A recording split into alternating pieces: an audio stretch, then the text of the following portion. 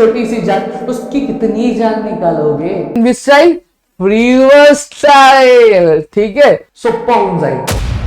तो परेशान हो गया, मुझे जो अप्रिसिएशन है वो तो आती ही नहीं है। 5 मार्क्स अप्रिसिएशन आने वाला एग्जाम में और मुझे अप्रिसिएशन आता नहीं है, याद करो याद हो रहा नहीं है। और 8 पोयम है, 8 पोयम की अप्रिसिएशन लर्न कैसे करूं? तो दोस्तों टेंशन क्यों ले रहा है? जब प्रदीप सर है और ग्रेट ट्यूटर्स की टीम है तो आपको टेंशन लेने की जरूरत ही नहीं है। आज आपकी इस लेक्चर में 10th स्टैंडर्ड वालों के लिए आपको मैं बता दूं कि आज आपके लिए हम जो है बहुत ही आसान तरीका आपके लिए लेकर आए, जहां पे मैं आपको अप्रिसिएशन किस तरह से लर्न करना है ये आपको बहुत अच्छे तरीके से बताने वाला हूं। और मेरा एक प्रॉपर फॉर्मेट है जो मैंने बनाया, जिसमें आपको सिर्फ क्या करना है, cut copy paste, cut copy paste, cut copy paste करना है। उसके अलावा तो कुछ करना ही नहीं है। बस आपको ये फॉर्मेट अगर आपको समझ गया तो भैया एग्जाम में 5 मार्क्स का पूरा अप्रिसिएशन लिख के आओगे, और वो भी बोर्ड के फॉर्मेट के हिसाब से, कोई दिक्कत ही नहीं रहेगी, एकदम मजे मजे में करके आओगे। और एक और चीज बता दूं, अगर आप चाहते हो कि हमारे साथ आप लाइव पढ़ो तो भैया जल्दी बहुत बड़ी चीज आपके लिए आने वाली है, उसके लिए बरकरार रहना चैनल पे। और आपको बता दूं कि 4 तारीख से हमारे जो लाइव सेशंस होंगे आपके 10th स्टैंडर्ड के लिए, जहां पे राहुल सर, प्रदीप सर, बाकी सारी जो चीजें है वो आपके लिए लाइव आना चालू हो जाएगी। और सेम चीज अगर आपके कोई 12th के दोस्तों साइंस और कॉमर्स के, जाके बता दो भाई तेरे लिए भी आ रहा है, जाके बता ले, ठीक है। तो यहाँ पे हम एक एक करके सारी चीज आपको कराएंगे और लर्न कैसे करना वो भी हम आपको बताएंगे। सबसे पहली चीज अप्रिसिएशन। अब अप्रिसिएशन एग्जाम में आता है कितने मार्क्स के लिए? कितने मार्क्स के लिए आता है? 5 मार्क्स के लिए। सामने वाला बंदा पास हो गया 12th, फिर भी उसको मालूम है 5 मार्क्स के लिए अप्रिसिएशन आता है। अब यहां पे सबसे पहली चीज, टीचर ने बोला था ये मेंशन करने का, टीचर ने बोला ये मेंशन करने का, टीचर ने बोला ये मेंशन करने का। अब क्या क्या मेंशन करूं अप्रिसिएशन में? एक छोटी सी जान, उसकी कितनी जान निकालोगे? मैं नहीं निकालूंगा, मैं आपको बताऊंगा, आपकी जान भरूंगा। और इससे भरूंगा ना कि अगर आपने ये पूरा वीडियो देख लिया ना, मैं बोलता हूं कि आपको अप्रिसिएशन, बोलते ना मराठी मध्ये काय म्हणतात आम्ही, सोप्पं होऊन जाईल। काय होऊन जाईल? सोप्पं होऊन जाईल, एकदम मजा आ जाएगा आपको। चलो स्टार्ट करते। सबसे पहली चीज क्या दिया गया? अब what you have to mention in the appreciation while writing the appreciation. तो यहां पे मैं आपको बताता हूं, मैं मल्टी टैलेंटेड, इंग्लिश भी बोलता हूं, हिंदी भी बोलता हूं, मराठी भी बोलता हूं, आप भी, ठीक है। अब यहां पे ध्यान दो। अब सबसे पहली चीज आपको क्या आना चाहिए? टाइटल आना चाहिए। अब फिर दूसरा, देखो ये पोयम जो पढ़ाने वाला वो आ रहा है, इसको मतलब इसको आपसे और आपको इनसे मिलने के लिए ना जो बेकरारी है ना, वो बेकरारी बहुत ज्यादा है, ठीक है। फिर क्या आना चाहिए? पोएट का नाम आना चाहिए, रविंद्रनाथ टैगोर, बता रहा हूं आगे। राइम स्कीम आनी चाहिए, रिवर्स है, एक्सप्लेन करूंगा। फिर क्या आना चाहिए? फिगर ऑफ स्पीच आना चाहिए, ये क्या है ये भी बताऊंगा। फिर आ रहा है थीम और सेंट्रल आइडिया, अरे भाई ये भी बताऊंगा मैं। मतलब क्या बता रहा हूं मालूम है क्या? आपके अप्रिसिएशन जब आप 5 मार्क्स का लिख रहे हो तो आपको टाइटल आना चाहिए, पोएट आना चाहिए, rhyme scheme, figure of speech और थीम और सेंट्रल आइडिया। लेकिन सर ये सब के मार्क्स मिलेंगे? अरे मिलेंगे ना मेरे दोस्त, क्यों नहीं मिलेगा? मिलेगा कि नहीं मिलेगा? ये बोलता मिलेगा तो मिलेगा, ठीक है। क्या है? देखो टाइटल है, टाइटल और पोएट के लिए आधा आधा मार्क्स है, यानी 1 मार्क्स आपको यहां पे मिल जाएगा। फिर राइम स्कीम के लिए आधा, नहीं 1 मार्क्स है। कितना मार्क्स है? 1 मार्क्स है। फिर उसके बाद आपको फिगर ऑफ स्पीच है, उसके लिए आपको कितना मार्क्स है? 1 मार्क्स है। कितना मार्क्स हो गया जल्दी जल्दी बताओ? 3 मार्क्स हो गया। और ये थीम और सेंट्रल आइडिया, थीम और सेंट्रल आइडिया, इसके लिए कितना मार्क्स है बताओ? कितने मार्क्स है? 2 मार्क्स है। तो टोटल कितना हो गया? 5 मार्क्स बन गया कि नहीं बन गया? अब मैं बता रहा हूं, देखो यहां पे अगर मैं बोलूं कि मैं आपको 1 मार्क्स फ्री में दिला सकता हूं तो आप क्या बोलोगे? अब बोलोगे सही है ना, 1 मार्क्स 5 में से मिल, भाई 5 में से 1 मार्क्स फ्री में मिल रहा है, लर्न करने की जरूरत ही नहीं। क्या पता है क्या, जब आपको एग्जाम में पोयम आएगा ना तो वहां पे आपको जो रहेगा ये पोयम का टाइटल और ये पोएट का नाम मेंशन रहेगा। टेंशन ही नहीं लेने का, एकदम पालने का ही नहीं टेंशन, ठीक है। तो 1 मार्क्स तो आपका ऐसे ही मिल गया, ठीक है। फिर राइम स्कीम इधर क्या? फ्री वर्स है, राइम स्कीम नहीं है इधर, इसलिए इसको हम लोग क्या बोलते हैं? फ्री वर्स बोलते हैं। जिस भी पोयम में अगर आपको राइमिंग वर्ड नहीं दिख रहे तो उसका राइम स्कीम बनेगा क्या? नहीं बनेगा। ये तो हाल कुछ इसी तरह से, ना रहेगी बांस ना बजेगी, जना बांस रहेगी तो बांसुरी कैसे बजेगी? समझ में आ गया? तो उसी तरह से अगर राइमिंग वर्ड नहीं है तो राइम स्कीम नहीं बनेगा, और जब राइम स्कीम नहीं बनता तो उसको हम लोग क्या बोलते हैं? फ्री वर्स स्टाइल बोलते हैं। क्या बोलते हैं? Free verse style. और फिगर ऑफ स्पीच कौन से यूज की गई? अलिट्रेशन है, एपस्ट्रॉफी है, कंसोनेंस है, मेटाफोर है, मेटोनिमी है, पर्सनिफिकेशन। अगर मैं एक बात बोलूं कि इस पोयम में आने वाले जितने फिगर ऑफ स्पीच, अगर मैं उसकी लिस्ट आपको तैयार करके दे दूं तो आप क्या बोलोगे?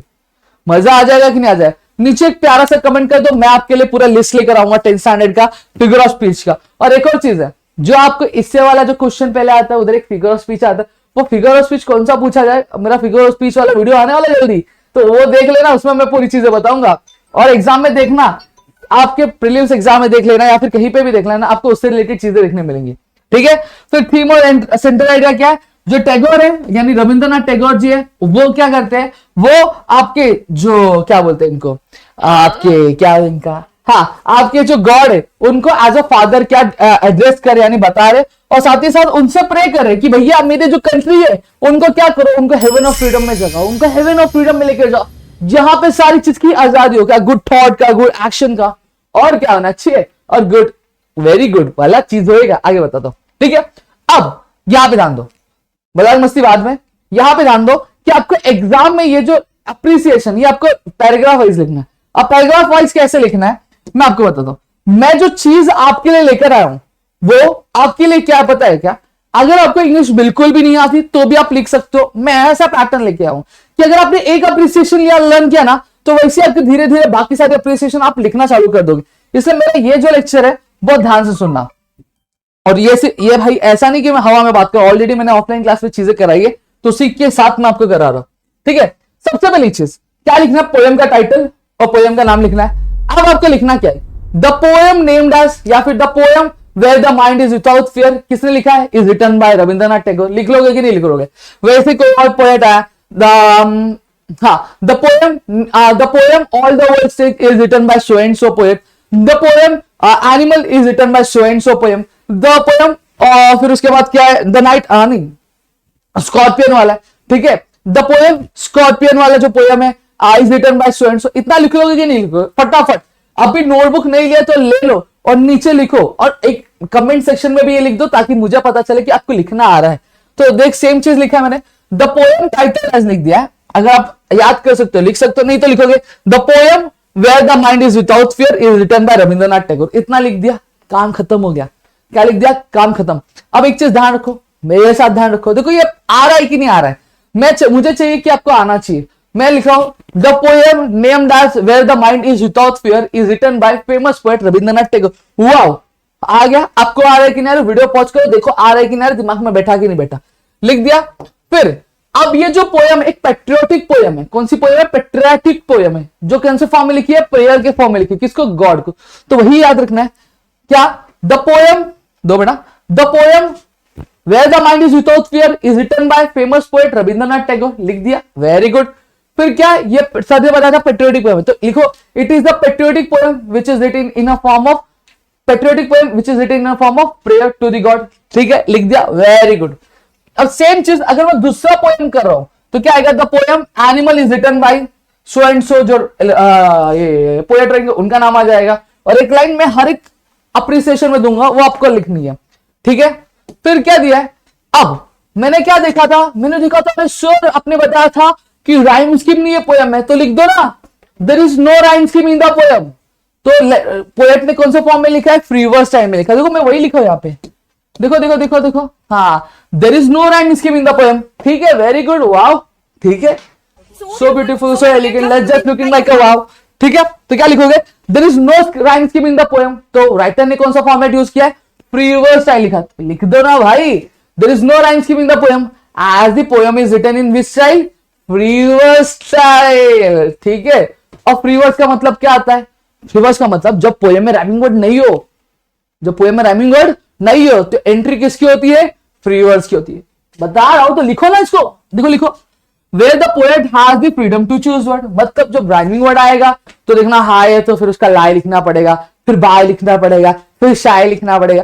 तो पोएट क्या हो जाता है, पोएट को कंफ्यूजन होता है, भाई मेरे को राइमिंग वर्ड चूज करना पड़ेगा, लेकिन राइमिंग वर्ड नहीं है तो हाई लिख सकता है, टाई लिख सकता है, फिर बोलेगा धूम धूम बाइक लिखना तो बाइक भी लिख सकता है, यानी फ्रीडम होता है उसको वर्ड चूज करने का। सही बात है, तो वही चीज में लिखी है। पहला क्या लिखा, the poem named as where the mind is without fear is written by the famous poet, क्या नाम है, Rabindranath Tagore. It is a patriotic poem which is written in the form of prayer to the god. फिर poem rhyming scheme, अरे sir ने बताया था नहीं है तो लिख दो there is no rhyme scheme in the poem, ठीक है, as the poem is written in the free verse style. अब जो फ्री वर्स स्टाइल है तो वर्ड चूज करने की क्या लिमिटेशन है, नहीं है, फ्रीडम आ जाती है, ठीक है। अब फिगर ऑफ स्पीच आते हैं, the figure of speech which is use in the poem, figure of speech किस लिए यूज किया जाता है, ब्यूटीफुल बनाने के लिए, तो याद रखना the figure of speech use in the poem to beautify the poem, क्या करने के लिए, ब्यूटिफाई द पोएम। क्या है, देखो ये मेटाफोर है, एपोस्ट्रोफी है, पर्सोनिफिकेशन है, लेकिन मैं इतना लर्न करने नहीं बोल रहा आपको, कुछ गिने चुने वो लर्न करो, मेटाफोर लर्न करो, एपोस्ट्रोफी लर्न करो, पर्सोनिफिकेशन लर्न करो, उल्टा मैंने जो लिस्ट दिया ना उसमें ज्यादा है, ठीक है, लेकिन आपके ये कॉमन है, ये लिख लो, ठीक है, मेटाफोर एपोस्ट्रोफी पर्सोनिफिकेशन। लेकिन जो मेन फिगर ऑफ स्पीच क्या है, but the main figure of speech in the poem is which poem it is, तो but the main figure of speech which stands out poem, या फिर आप लिख सकते हो but the main figure of speech in the poem is alliteration. क्या लिख दोगे, अलिट्रेशन। एग्जांपल देखो, पोएम का नाम क्या है, where the mind is without fear, ठीक है, ये वाली लाइन याद है, तो इसी लाइन को एग्जांपल ले लेता ना मैं। Example the where the mind is without fear, इतना भी लिखा तो भी चलेगा, लेकिन अगर आप एक्सटेंड करना चाहते हो तो भी लिख दो and the head is held high, ठीक है। अब मैंने उसको एलिट्रेशन क्यों बोला, क्योंकि एलिट्रेशन में क्या होता है, एक जो अल्फाबेट होता है वो बार बार रिपीट होता है। देखो यहाँ पे where the mind is W, नहीं इधर डब्ल्यू रिपीट हो रहा है, हाँ रिपीट हो रहा है sir, very good sir, you are very cute. Where का डब्ल्यू रिपीट हो रहा है, तो वही तो लिखा मैंने, क्या as the sound W, H repeat हो रहा है, एच क्या पे, एच हेड और हेल्ड और हाई रिपीट हो रहा है कि नहीं रिपीट हो रहा है, तो वही the sound W and H R repeated, याद कर लो। फिर क्या लिखा, फिर आता है अब इन द पोएम, मैंने बताया कि टैगोर क्या कर रहे हैं, गॉड को एज अ फादर क्या एड्रेस कर रहे, जहां पर वो गॉड से क्या कर रहे, प्रे कर रहे कि उनकी जो कंट्री है वो कहां पे जाए, आपके freedom, into the heaven of into the heaven of freedom, to good thoughts, good words and good action. Actually यहाँ पे हेवन ऑफ फ्रीडम आएगा, लेकिन इधर सिर्फ फ्रीडम लिखा, गलती हो जाती है, ठीक है, तो सही कर लेना, into the heaven of freedom of good thoughts, good words and good action. कर लिया, देखो बहुत इजी है। देखो यहां पे मैं ऐसे ही बता सकता हूं, देखो ये देखो मेरी ट्रिक देखो, the poem where the mind is without fear is written by famous poet Rabindranath Tagore, ठीक है, it is a patriotic poem which is written in the form of prayer to the god, लिख दिया, वाओ सर, ठीक है। अब there is no rhyme scheme in the poem, लिख दो, ठीक है, as the poet has used which style, free verse style, wow wow wow, very good, ठीक है, लिख दिया। फिर the figure of speech used in the poem, figure of speech किस लिए किया है, मेकअप, ब्यूटीफाई करने के, ब्यूटीफुल दिखाने के, to beautify the poem are, याद करो, पर्सोनिफिकेशन याद करो, मेटाफोर याद करो, एपोस्ट्रोफी याद करो, but the main figure of speech is alliteration. मैंने क्या एग्जांपल दिया, यही ले लो, where the mind is without fear as, अब एक्सप्लेन कैसे करोगे, as the sound W as the sound W is repeated again and again in the sentence, कर लो, ठीक है। तो लिखो, the theme of the central idea of the poem is that Tagore यानी रविंद्रनाथ टैगोर ने क्या किया है, गॉड का एज अ फादर बोला है, तो यहां पे लिखो the Rabindranath Tagore addresses God as the father, लिख दिया, where he asked God to awaken his country into the heaven of freedom, ठीक है, देखो inner heaven लिखा हुआ है, ठीक है, into the heaven of freedom for what, देखो into the heaven of freedom, जल्दी, yeah, very good, where there is a freedom of good thoughts, good words and good action, ठीक है। अब ये जो पोएम है, अब आप नोटबुक में लिखो, लिख के हमें टैग करो इंस्टाग्राम पे, नीचे इंस्टाग्राम हैंडल का लिंक दिया और इधर भी आपको इंस्टाग्राम की आईडी दिख रही होगी स्क्रीन पे, ठीक है, तो देख लो और टैग कर दो ताकि हमें भी अच्छा लगे। और अगर चाहते हो कि ये मैं आपको भेजू तो नीचे टेलीग्राम चैनल का लिंक दिया या फिर स्क्रीनशॉट ले लो भाई, और आपको याद हो गया होगा, स्क्रीनशॉट की जरूरत नहीं है, ठीक है। तो यहाँ पे चीजें क्लियर हो गई, आई होप आपको चीजें क्लियर है तो प्लीज वीडियो को लाइक करो, चैनल सब्सक्राइब नहीं किया तो चैनल सब्सक्राइब करना, अपने दोस्तों से शेयर करना, ताकि ऐसे और कई सारे वीडियोस हम आपके लेकर आ सके आपके अपने ग्रेटेड यूट्यूब चैनल। तो मिलेंगे नेक्स्ट वीडियो में दोस्तों, चलो बाय बाय।